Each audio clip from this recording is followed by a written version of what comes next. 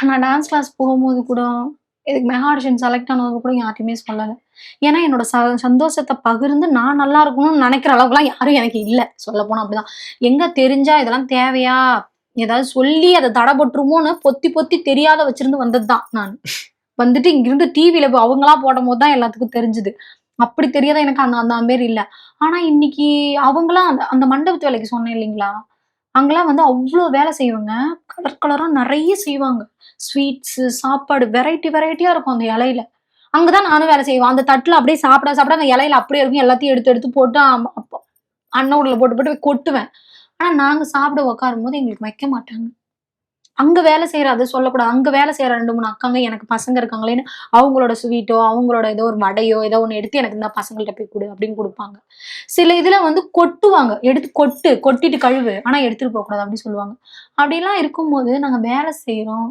அவங்களுக்கு எல்லாமே செய்றோம். ஆனா எங்கள ஒரு மனுஷியாவே மதிச்சு ஒரு சாப்பாட்ட கூட கொட்ட சொல்றது கூட எங்கள சாப்பிட சொல்லல.